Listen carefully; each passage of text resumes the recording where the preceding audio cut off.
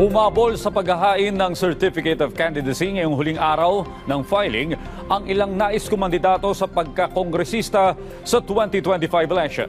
Yan ang ulat ni Mela Lesmoras live.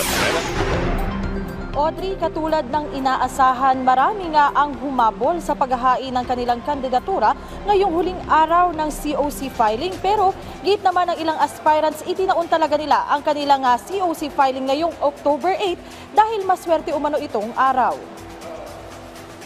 Magkasunod na naghain ang Certificates of Candidacy for Re-election ngayong araw sa tanggapan ng COMELEC NCR sa San Juan City ang magkapatid na sina Taguig City 2nd District Representative Pami Zamora at San Juan City Lone District Representative Bel Zamora. Sinamahan sila ng kanilang kapatid na si San Juan City Mayor Francis Zamora na naghain na rin ng COC for Re-election kanina. Ayon sa magkakapatid, hindi lang basta pahabol kundi itinaon talaga nila ngayong October 8 ang kanilang filing.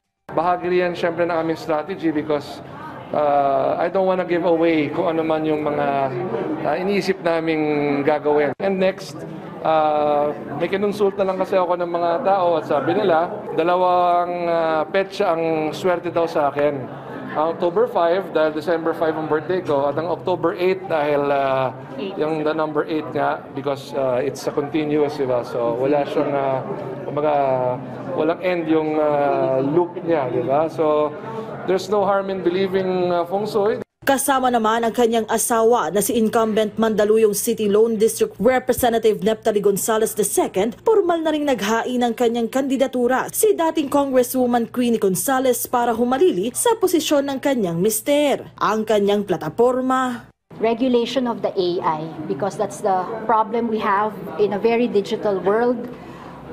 Yung AI is being used for fake news in all aspects, no? Siguro kailangan din ng mental health na isulong sa mga companies na dapat magkaroon ng leave, matagal na leave ng konti sa mga media personnel to take care of the mental health of media.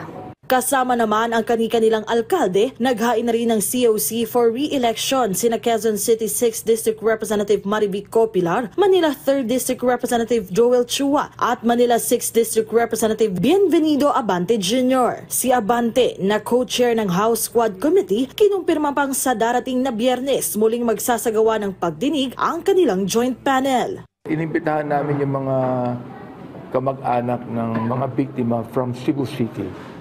Oo, that will be coming. And also some from the Batasan. Sa iba't ibang probinsya, marami ring humabol na congressional aspirants sa COC filing.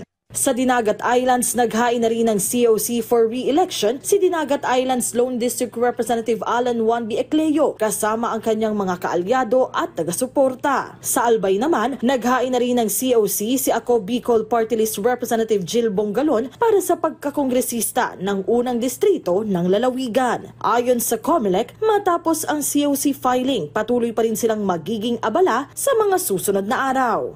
We have to compile this, and then we are supposed to generate the list, no, from the CPL, no, yung candidates profile system natin. We have to scan that, then submit it to the main office. Then sila na yung magpo-post ng mga redacted COC.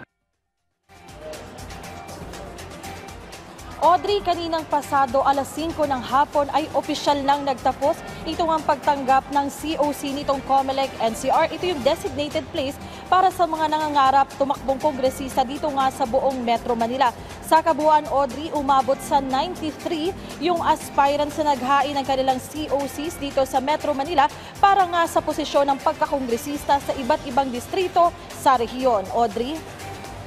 Maraming salamat, Mela Lesmoras.